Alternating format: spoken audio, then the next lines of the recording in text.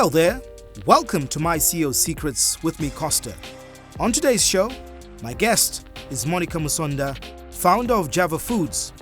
Monica's journey from a successful legal career to running one of Zambia's most innovative food companies has shaped her leadership style. In today's episode, we will talk about Monica's path, her approach towards business, and indeed, her life's lessons that she's learned along the way in business.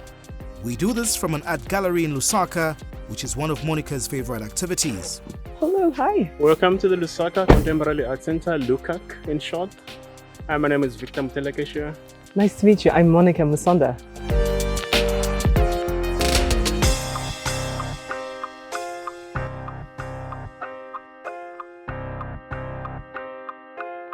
I've been a collector for many years. Yeah.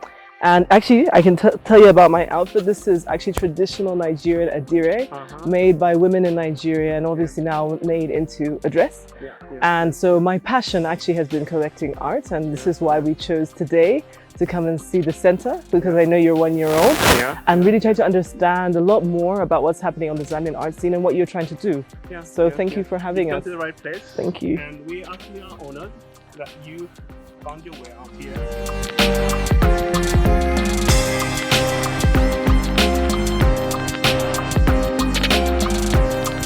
The inaugural exhibition, which was well curated by Karen Monica Lenin. She's Norwegian Zambian, and she is an art historian and an economist, and she featured 4 artists. Specifically these 4 artists because they span generations of Zambian creatives. Jermaine Ngoma being the oldest, 72 years old, he's older than Zambia itself. Wow. And so it's very, very important that we had to span across these generations because of how they manifest and how much history they understand and they have experienced. It's a melting pot of ethnicities, cultures, and enterprises. That's fantastic. That's what Zambia is. Yeah, that is fantastic.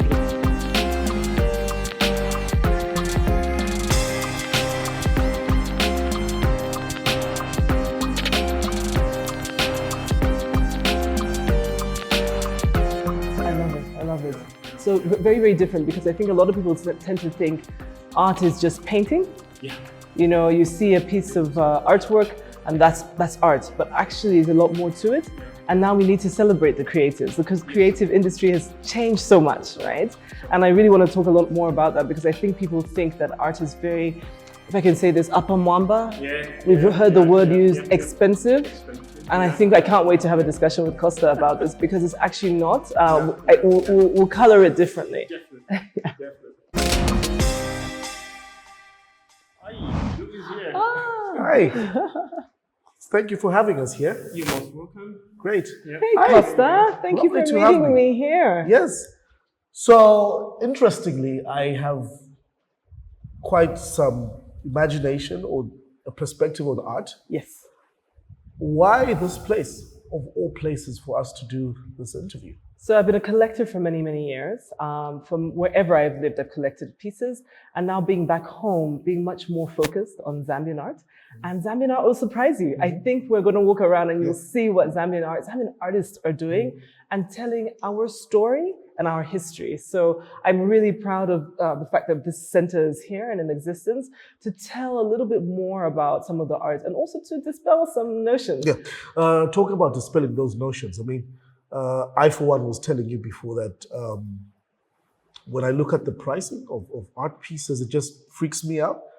But your passion for art and its symbolicness within our society, what's the value of it? So there's a lot of value. I think definitely art is an expression of who we are. And sometimes it also tells the history of who we are. And what we're going through at a particular time, our joyous occasions, our difficult times, when we have struggled, when we have been liberated. And for me, the value is it tells, maybe I don't have time necessarily to tell my family or my children, but a piece of art will. It was painted or it was put together in, 1960. And at the time, there was only this. I don't know if you remember, Costa, if you drove in the 70s, if you were driving to the copper belt, do you remember every Zambian would have a piece of copper which was pounded. It was a piece of artwork. Really? Yeah. You don't remember these? No, Now you can't get them. You know why? Because the price of copper is so high. Everyone had a piece of copper banged, little pieces like this. Or even better, how about amethyst? Do you know about rocks of crystals in people's home? Yes. And we had that. I that. remember. Do you remember that? Yeah.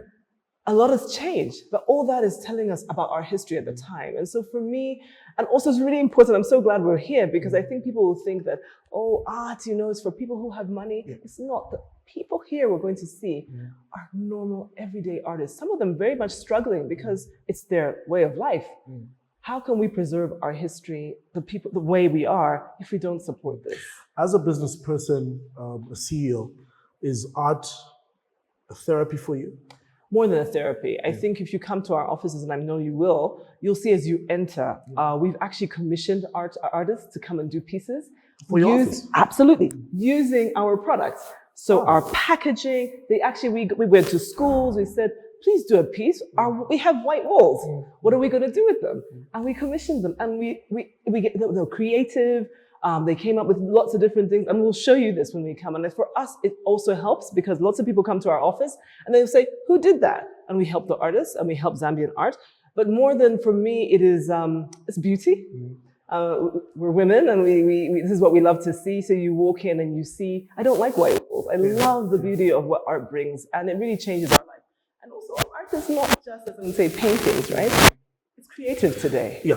As we walk around, I think one thing I'm picking from you is the aspect of creativity. Yes. I was reading your biography, and many would know this about you, that you are a lawyer. Yes. You studied law at master's level and so on. How did you navigate the transformation into business from there? So you're right. I don't come from a business background. My parents were academics, and I studied law, but I knew I could see the opportunity. I was very much alive to what is happening in our country and wanted to be a part of it. And I knew that perhaps law was not going to get me there. And I thought, well, if someone else was doing it, they didn't have two brains, and it was also my country. How could I sort of sit on the sidelines? Even if I failed, I would have learned something. And so it really challenged myself. And I had no knowledge, because that's zero. And we learned a lot. We lost a lot of money. We took a long time to grow. But we're here. We're still here. Okay. Obviously, one of the biggest icons on our continent, business-wise, is Aliko Dangote. You had the privilege of working closely with him. How would you describe Aliko's influence on your life and your business career? I'll tell you a secret. He didn't understand art. So a lot of people would say, why don't you buy this? Look at your walls. And he would say, I don't understand it. I don't spend money on stuff I don't understand. And that was him, right? So I've got to say working for him really changed my whole thinking about Africa. And I had lived in so many countries, and I thought that was the way life was. To rise was to work for a bigger corporation in a different country. And he was the one asking the questions. He said, but why would you work there? Why would you spend your time working for them when you have so much to do at home? Yeah. And we did many trips to Zambia, and he would always question why there were other people he was meeting and not Zambians. And he kind of planted the seed because he was also very courageous. He came from a trading background and then became this huge, huge manufacturing conglomerate, and now commissioning one of the largest refineries from zero, right? But just having courage, believing in self, in country, because it was like, this is my country. Nigeria is my country. In the same way, Zambia is our country, Costa. This country won't change if we just decide to take jobs. And so I think it influenced me to be that much more courageous and to come home. I had spent almost 14 years abroad, and I packed up, I resigned and moved back. And it was the best thing I did, because now I really feel grounded. I really feel part of my community. I feel like very supportive of this country, and I'm very invested. From corporate lawyer to making food processing products, noodles. How did the idea come? So, looking right in front of us, Costa, Zambia, young population, right? They say more than half of the population today is below the age of 30. Yes.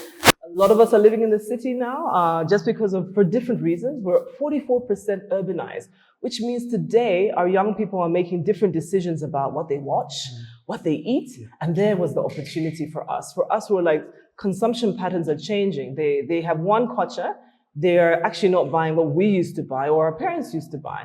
What can we give them which is convenient, which is affordable, and which is filling? And what can we make where the raw material is basically here? And that was how we first stumbled across the noodle product. And it wasn't that noodles were not in Zambia, they just weren't sold to us. So when we started the business, we walked in and noodles were for expats. They were marketed for them, they were brought for them. So when we started, everyone thought, but we're crazy because no one's going to eat them. And what are they anyway? But after a while, I think people then caught on to actually what it stood for, the convenience factor, the affordability, for the fact that I'm a student and I only have 5 kwacha, I don't have time. I'm a mom, I'm not at 4 o'clock, I want to give my children something, I can mix something in it. Lots of things are a little bit more expensive. So it actually happened that the business boomed because so many things had changed in our environment. So it was a bit of a risk, definitely. It was coming from, when you don't know a lot, sometimes it's better. Maybe when you're too invested or you know too much, it can stop the decision making. But as you can see now, we've been doing this for 10 years. We're the leading brand. I've just got a message today that people are asking for us to go back to Malawi. We exported to Malawi, but a few issues around payments, we stopped. But it's still such a good product, made 100% from Zambian wheat. Did you ever get a sense of really believing that this is the right decision, or there were moments of doubt, especially at the beginning? I still have moments of doubt, Costa. Even up until yesterday when I had an optimization meeting with one of my mentors who came to Lusaka. And everything we did wrong was pointed out to us. And I was like, why do we do this? This stuff is crazy. We spend so much money and still lose money. It really is madness. But I think we've done a lot of positive things. We have over 150 people. We started at 8. A great product. We're internationally certified. So there are lots of positives, although there are many challenges. I definitely, and I'm sure even the biggest companies have challenges, right? But I think it's different challenges and hoping that we are able to then find solutions to them. And that's what makes it all worth it. So 10 years into the business, I know that there's always an issue of stereotyping against women in business, whether it's in politics and so on. But how easy, or really, I know it was challenging for a career woman, a family person to venture into business at that time, 10 years ago? And into a sector where they're not used to seeing women at that level owning many a time they said to me, where's the owner? Oh, they'll come in and say, "No, I want to see when the you're boss." in the meeting. Yes, and they say, "I want to see the boss as well." I'm the boss, actually. So I think, and also it's not to be unfair. If people are not used to seeing that was what the environment was. But I think very different now. But definitely, I think there were a lot of challenges because people questioned commitment. I think they thought it was a hobby. A lot of people will say women start something and they don't necessarily make it a business. It's just sort of a hobby. I think a lot of people thought, well, next year she'll just go back to law. So in the beginning stages, it was very difficult to convince people, even the supermarkets, to take the product, because they were like, we'll take it today, then you won't be here for 3 months. We know what women are like and things like that. So it was very difficult. Even the bank to say, but Monica, why are you doing this? Why should I give you money? You're a risk. So very much a risk in the beginning. And yes, Costa, we made mistakes. Is a woman considered a risk in business? Like, have you had those experiences where you're discriminated against? I think Zambia is pretty much better than most countries. I think it's not as subtle. I think in other countries, you would have to get your husband to sign your loan applications. So I think, to be fair to Zambia, there have been several great strides made, but there are implicit little things which you can see when your bank manager says, well, I can only really give you 100,000 because I think 200 will be too much for you. And maybe your male counterpart wouldn't get that. Or if they say, I'm only giving you this product, an overdraft, because they're not trying to challenge themselves to help you succeed. So I think those are the kind of things you get. Even when you rent out a building, they might think, why her? But if I was a man, it would be slightly different, because they just don't trust that your business can actually succeed. So it's very subtle things which we're experiencing. But I think what is changing is that with more women entering the business space, people are now getting much more used. It is definitely not just about Monica Musonda. It's definitely about seeing more and more women entering manufacturing. And that's great. What are some of your best success practices as a CEO? Definitely is consistency, right? And just when you talk about the 5 a.m. club, it doesn't have to be 5 a.m. club, but it's doing things the same way every day consistently. So if it means getting up and going to the gym, if it means having a morning meet at 8 a.m. every day, being prepared for an 8 a.m. meeting, shutting down at 4 or 5 and saying, I'm only available after 8. Certain things where people know, oh, you only take meetings in the morning, right? It shows that you're consistent, you're also very effective, and you're focused. I think that for me has helped me, because for me, there's so many things that happen in my life. Family, I sit on several boards, I have my own business. And so you have to balance it. So if you're not consistent and stay true to that focus, everything goes crazy. So I definitely believe in that very much. I definitely believe about stepping back. And this is why it's really great to speak to you today. Some people wouldn't do it. Some CEOs are like, I'm too busy. I'm focusing on the numbers. But also, this is part of what I love to do, about really inspiring others, telling, I love this part of this, and it's part of who I want to be. And it's one of the things I want to do, is also do either a podcast or a book. But it's one of the things I'm now documenting to say what worked for me. What worked for me was getting a team, people who were smarter than me as well, things like that. It's true. It is 100% true. I definitely do not know everything. Easy is a success because of the team we've built, Zambian team we've built. That brings me to a very important aspect. What do you look out for when hiring people? Because I'm always interested in finding out from other CEOs what your process is and what you look out for when hiring. I tell you, 50% is enthusiasm. It's real, just enthusiasm for life, for being a go-getter. 50%. Of course, the other 50%, we want you to have some experience. We want you to have possibly some qualification. But we've had some great people on paper who have got no just zeal to fight. Because, we live in a very competitive environment. It means we wake up at 7. Today we're going to close A, B, C, and D. If you don't have that fire, and we don't see that fire, we actually don't want Does you. intuition work for you? Definitely. In terms of gut feeling when you meet somebody? I've learned to trust it much more now, because you actually right the first time. You can see someone is here for different reasons. They really want a paycheck. They're leaving a bad job. They just want to run away and then bring you their problems. You're like, he looks good, but he's not our fit. And we're a young company, and young because a lot of young people say, I'm actually not trying to hire. Like people who unsettle the thing. Gen Zs and Gen Alphas. Yes, I want those, because we take them in because if they're hungry to learn, we want them, right? Do you want to grow? Do you want to grow a Zambian business? Do you want, be a part of that? How can we help you be better? That's what we do at Java. We want to know that you also are in control of that. That's what I look for. And sometimes it's a miss, huh? Yeah, many a times it's a miss. And I've learned that, you miss, you help people and then they disappoint you, but then you and you keep on. Yeah. The business world now has really transformed from merely just land, labor, and capital. Technology right now is at the core of anybody doing business. Yes. How do you as a CEO approach tech?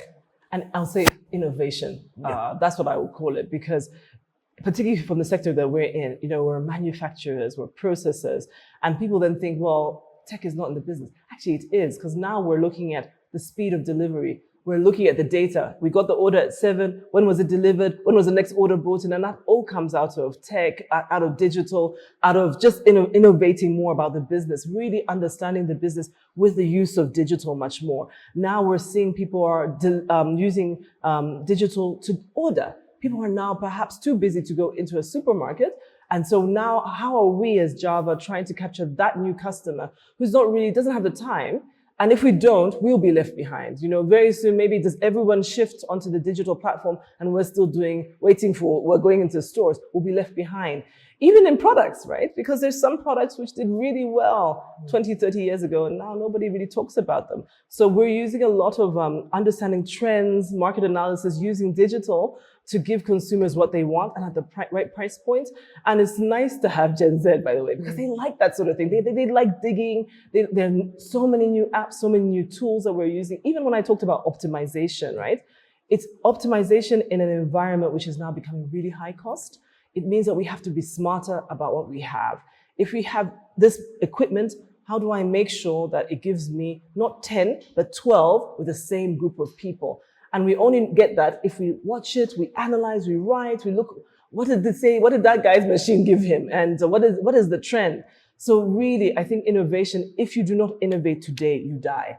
And of course, there'll be some who are mega, and they may die slowly. But trust me, we've seen this. Remember with Nokia? Now, or the BlackBerry, right? everyone had BlackBerry. I remember this 10 years ago, 15 years ago, you had to have a BlackBerry. No one talks about BlackBerry today, right? They just couldn't survive the innovation curve. So we hoped as Java not to be that. Yeah. Stay with us as Monica and I continue our conversation about leadership, business growth, and the challenges of building a local brand in Zambia's competitive food sector. So the thing about it, we looked at packaging. So we spent a lot of money getting support and understanding such that people would think, but is this, I didn't know it was a Zambian product because of the packaging. You know?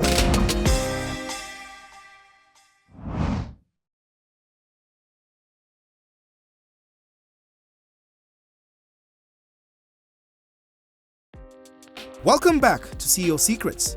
Monica is still with me as we continue to explore more of her leadership journey, including what it takes to innovate and lead a successful business in a hard, thriving Zambian economy. So look at Pongozi, right? And Simon Montaka, this is early days. So this is significant because these are all pictures coming from Fine Art Studio. Everyone would know Fine Art Studio. We all went there for passport pictures. I read about it. Yeah, isn't it great? So this could be the could be the owner. Yeah. But there's so many pictures, and what it is that they have a whole. Remember, they have all the negatives of everyone who went through there, and basically this tells us the history from the very early days of Zambia to more recently. That's General Kingsley Chinkoli, isn't it? Oh no, this is Harry Mwanga Nkula. Yes, KK. But it's a great. But also, what's really interesting, these are all Zambians. So it also tells you that we are really, really multi-ethnic and have been for a very long time. Yes. From way back. But I love it because it's just also kudos to them for keeping all the negatives. And hopefully we could get maybe a book out or a film, which kind of just shows, I think we'll all be looking for ourselves because at one point we sat on that stool. Yep. We dressed up and we went into Fine Art Studios for a great picture. I really love the creativity of Pongozi. And then fantastic. And he went into the studio to take that picture. That part. Yes. Yeah. Yes. It's fabulous. And obviously, this was the studio. Yes. So the chair, the famous chair. So lots of people will remember when they went, there was always a stool, and you had your siblings or your parents behind you. But yes, the chair. One thing I remember seeing pictures of my parents is the poses way back. Yes. Or how about the one where you sort of, with the flower, right? Small collection, but coming up as you can see. I think I've been collecting for a while.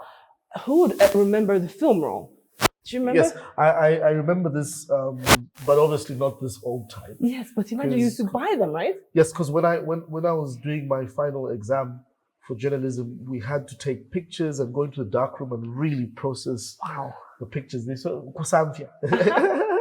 And look at that.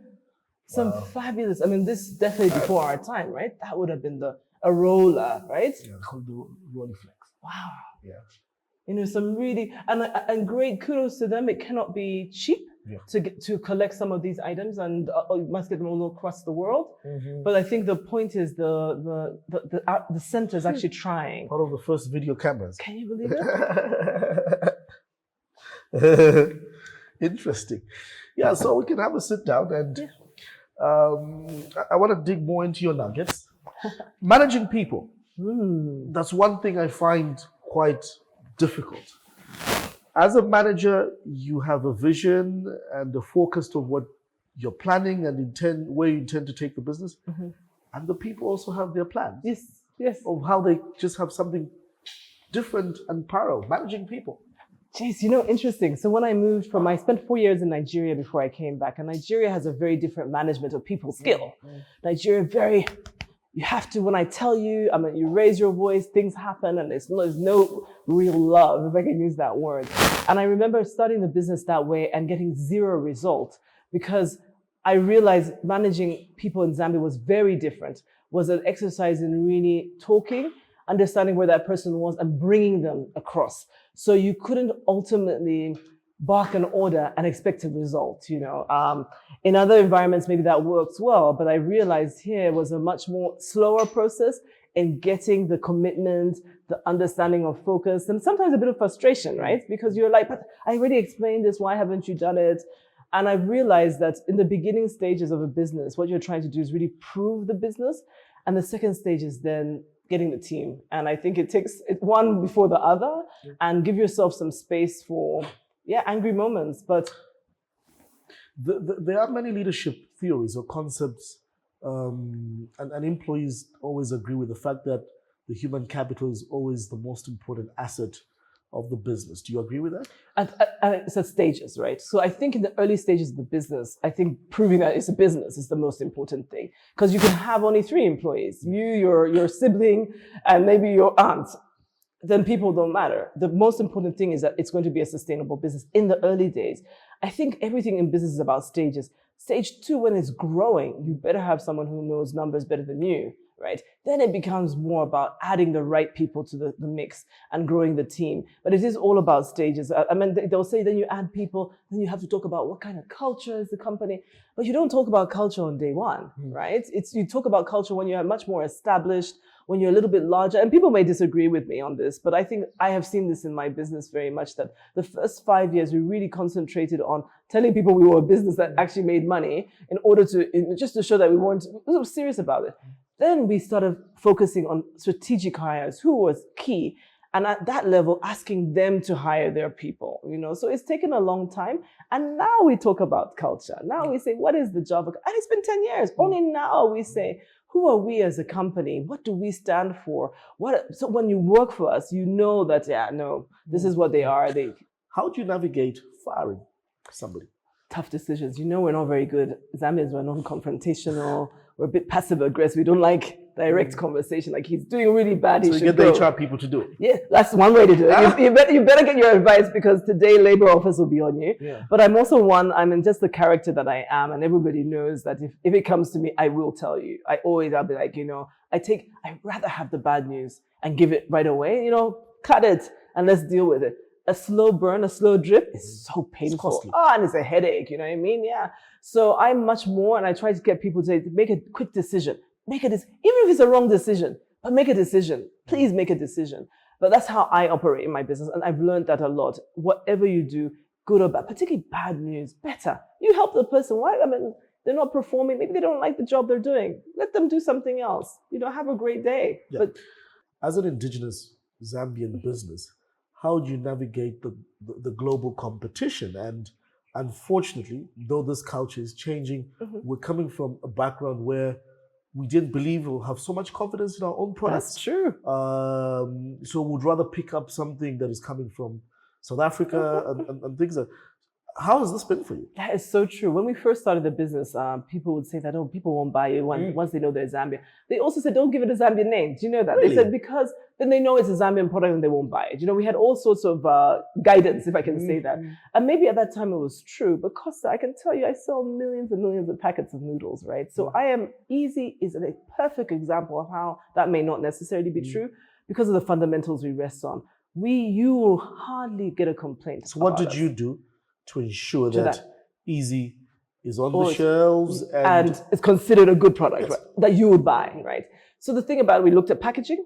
So we spent a lot of money getting support and understanding, such that people would think, but I didn't know it was a Zambian product because of the packaging.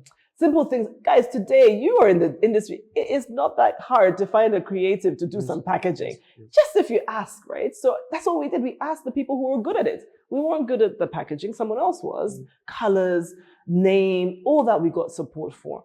Then we also really, really focused on quality, because yes, we have only 5 kwacha, but that 5 kwacha means a lot for you. Why should I give you a bad product? We never, ever give a bad product. And if it ever happens, we're very quick to apologize and quick to understand why it happened. So we really changed that narrative. And I think also we use people like yourselves to really talk about this, to talk about the product. So it has changed, and we're many products like that now today. I think and also today we're seeing a lot of imports too expensive. So international competition has also had its time, yeah. And so now it's up to us to make sure that we deliver for the Zambian people, and they're proud to stand behind Zambian products. Yeah.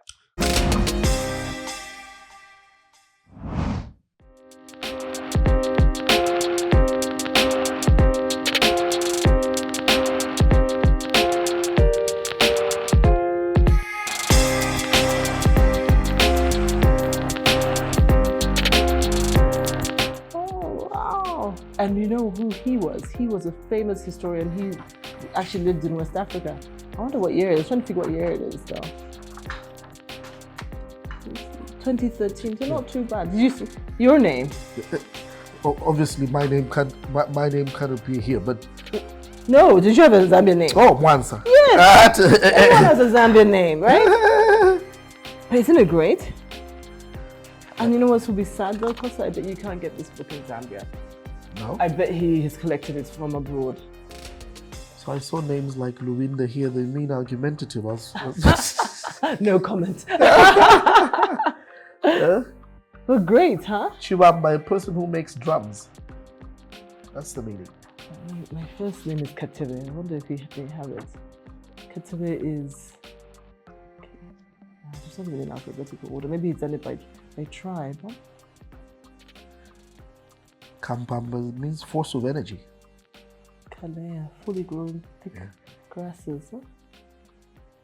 But it's good because actually we know we're now giving a lot of our names without necessarily understanding the meaning. If young people can also read through this, maybe also digitizing. Yes, most of that is going to be great if we could digitize them. Most of these things, and obviously the famous Kapwepwe book. You know, Africa. I'm telling you. Uselelo, Tekutu. Perfect. And his family are really doing a great job. And to write Bemba, that is a skill, by the way. We can speak it, but to write it is a problem. Know? So well done to the Contemporary Art Museum. No, I think they're doing a very good job. Yeah. So I think finally, what would be nice to also, find out from you. I asked you earlier about your connection or relationship with Aliko. Was there mentorship between you and him insofar as you starting your business and working with him? Are those some of the values and ethos you've applied in your business? And that's a great question because I joined him as general counsel. So I took a legal job when I first moved to Nigeria, and then very quickly pivoted to work with him in his executive office. And every time we did a deal, went to a new country or were looking at and just anything, he'll say, but Monica, have you heard that? This is a problem here, because he was already telling me that you need to get out of law, that, don't be so narrow in your approach, because actually business is a lot more than just doing a document and waiting for someone else to do the deal. So I was very fortunate with working with him and having to really just just follow him as he went and did things. And your question now is, have I done the same thing? And I really do hope so. We've been very fortunate because we raised international money in 2018. And really, I took 3 or 4 of my team to see how it is to raise money internationally, to go through the due diligence process, to answer questions about the business, about the numbers, to do documentation, to close the deal. Yes. Then after you close the deal, to have quarterly board meetings, to go through an audit. We are quite a unique business, although we're a relatively small business, but we are so well governed because we have international shareholders. And it really, but it's not about me anymore. I literally just say, board is next week. What are we reporting on? You guys go and report. And they will tell you that it's a valuable experience for them. So I really hope I've tried to bring my team along to see the great experience you're going to have with, a company such as ours. You've already touched on one key area of business, and every young person or everybody in business talks about this, is raising capital and raising finance. And let's not beat about the bush. It's not easy. No. What are the secrets? Having a good business. Raising the money. Yeah, look, I think, I'll say this carefully, I think in Zambia, it's even more difficult because the environment does not necessarily support businesses at a very growth stage. They love businesses which have already been made and are, printing cash. But, for us Zambian businesses, because it's so new and it's, we're only getting into business now, so you expect businesses still to be very small, to be sometimes a little bit shaky on profitability. Profitability would be great if we could do it, right? And we need a lot more leeway. In the US, for instance, when you start a business, you enter business plan competitions. I know people who have raised money for their businesses by every quarter. They've applied for a business plan competition and won $5,000. Venture funding or crowdfunding. Because it's available, even crowdfunding, because it's available. Someone, if 20 people gave you $1,000, you might be able to buy a machine, right? So the difficulty about Zambia is it's just that we just don't have access to this wide amount of capital, particularly as you start a business. And so the best thing I would say is please don't stop. Please do start your business and think how you can raise money differently. Sometimes I say, your friends and your family know you well, and sometimes have integrity when you ask them and say, can you lend me so much? Because I really need to buy this machine, but I will pay you back. And then please pay them back, because that capital helps you grow the business. So friends and family around when you start is very important. And I think, just to cut you in there, it's all about mindset. And I don't know whether we are winning this fight of transforming mindsets, because there's something you said before in the gallery about it being very difficult for you as a woman. But my experience also has taught me that it's very difficult to do business as a local, as a Zambian, because yes, the banks, peers, your family won't believe and have confidence that you can do it. I still struggle till now with the successes we continue to score in our business, for people to really believe that it's a young person and a team of young people behind. And you receive this thing of, no, it's not really him, he's just a front. Imagine. Are we, first of all, where's the problem, and are we winning? So I think the problem is cultural. I think we just haven't had enough entrepreneurs at that scale. So of course they'll ask, how can he win? He's so young, and and who gave him the money? Maybe you work so hard. Maybe they don't know your personal story about how you've made a decision to do this, and maybe you're eating bread every night, and they don't know that, right? And I think it's sad that we can discount that. We should actually celebrate people who have taken the leap and done it, whichever way they've done it, right? Please celebrate, because we don't have enough of those. But I do think it's changing, because the young people are changing, and the young people are definitely not patient to go through this. I think you will see people who now own stores, who are selling things and who may manufacture things. I mean, you'll see the gradual shift, because people are now saying, well, if you want to believe that, you sit in your office, but you'll be coming to me very soon. So I think it's definitely shifting, but I hear you, because I go through it as well. One of the things that gives me sleepless nights, or it keeps me awake, is, first of all, you need to struggle with having an idea, setting up the business, financing the business, managing people, recruiting, and so on. But as the years go by, we're just 6 years in business, you've done 10, you now need to start thinking of what they're calling a continuity plan or a succession plan. Businesses that you started, because businesses can be a child and you have so much intimacy and attachment to it. How do you trade the thin layers of detaching yourself from the business and beginning to think of a succession plan? And think about it, the question is so evident, not just for Zambia, but for Africa, where you see great families, right? And then that guy dies, and then you never hear from them again, because we are still not at that generational wealth or in Africa yet. Whereas you've heard the Rockefellers or the Kennedys, who have been around for so many generations. So some of it, I think, is education. I mean, I think for Zambia, maybe we're second or third educated generations. I mean, if you look at the US, maybe there are 100 generations educated. So they handle wealth differently. I mean, you can imagine if it's your second generation wealthy, I mean, you've just landed, basically, and so you're not thinking about tomorrow. You're just thinking about today. So I do think it's an evolution about how we think about money. Are we discussing it as family? Are we discussing legacy issues? Are we living now? Kind of thing. I think it's something we have to think about. But personally, when you ask me personally on the business, I mean, I'm very happy that we've done 10 years, but I'm also very itchy about what next. So I will be very happy if I could have my FD or my COO take over from me, so I could do something else. I mean, there's so many things happening in Zambia that we should take advantage of, and you have a window, because the next guys are already knocking on it. So continuity and legacy issues. As business people, we're family people with parents. Should the businesses be continued through family legacy, or is it okay if children say, I don't want to work? I think it's okay. In Java. Look, there are lots of businesses. The Gucci business, today there's not a single Gucci in the Gucci business. And of course, there are other businesses where it's definitely generational, where they've grown up in the business. But I think today, the thing about the beauty is that there's so much going on, and you should allow your children to prosper. But what we want to do is allow the business to continue. And you could do that just by hiring. Yeah. As the business grows, we've heard this, we spoke about crisis management or planning for a rainy day. When is the right time to begin to diversify in business? Yeah. Look, I wish there was a right answer to that, right? Because we diversified into snacks and porridge, and then we sold because we realized that we weren't big enough. We realized that it was a very competitive area. We realized COVID came and really made us refocus. So for very many reasons, we've gone back and not as diversified as we should be. So I wish I could answer it and give you, this is what you should do when you need to diversify.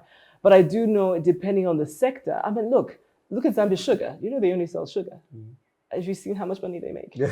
They don't do beverages. Yeah. They don't do anything else. The demand, obviously. But my point is that they only do sugar. But then if you look at Unilever or if you look at Trade Kings, they do 5 million products, right? So different stroke for different folks. Diversification depends on the business sector you're in, whether it's very competitive, whether innovation is happening at a very quick pace. So I think it just depends, yeah. What has been, or what you would describe as probably the most difficult decision or moment in the business, or decision you've had to take? I think definitely was to raise money internationally and to basically give up control, because that's what happens when you decide to raise money. I owned the business 100%, and in 2018 I had to sell 49% of the business to raise $5 million. It was a hard decision because then every decision I had to ask someone who sat in Holland and things like that. But we needed the money or else we just wouldn't be here. And literally we raised the money before the door on Zambia closed. You know, when things started getting really tough, we were probably one of the last people in 2018 to raise that sort of capital. And today, if you look, it's still really hard to raise money. But I can tell you it was a hard personal decision because I thought, no one does that. You shouldn't do it so early. Then someone said to me, so you're going to own 100% of nothing. Because that was what was going to happen. There'll be no business today. So I definitely value my partners. I'm not saying it was a bad decision. We are a much better business because they're in the business. I understand the business better. But I definitely am not. I am a majority shareholder, but I have got other shareholders now. So there's something that is said about business people, that we always never say that things are good and they're going. We're always complaining about something every time. Right? And they'll ask you, so why are you doing it? It's because we're mad. If you're complaining. But 10 years down the line, let's recount some of the big milestones. I was just asking you before about the fact that you're expanding into the M phase. I mean, the whole lot of the US Treasury Secretary coming to visit your factory. And I know you've been traveling, sitting on the American Business Chamber and all that. Obviously not an easy thing, but we need to congratulate and celebrate you for all those things. So can I tell you something? If I was still working as a lawyer, none of that was going to happen. I tell you the truth. There are many times I sit here and thought, what, is this happening? And it wouldn't have happened if I didn't take the leap and become uncomfortable. If I didn't put myself out there, if I didn't lose the money, if I didn't try, because I would have been a lawyer and just there's so many lawyers, right? So I think for many reasons, I'm very grateful to have made that decision and very grateful for all the opportunities, because there have been many that come and keep on coming. Sometimes you don't even see it as an opportunity there and then. So I think the lesson for everyone is sometimes you count your blessings, but count them twice, actually. Yeah. So you spoke about consistency earlier on as part of the things you really believe in and practice. What are the Monica Musonda nuggets or secrets in terms of the values and ethos that define you as a business person? Yeah. So definitely it's hard work, really focus, determination. I don't believe that failure is my portion, right? It may be delayed because it takes that long, but I do not believe I will fail. So no matter how painful it is, I'll get up and fight. I'm a really big fighter. And I feel like that's what gets me through. Secondly is really my belief in God.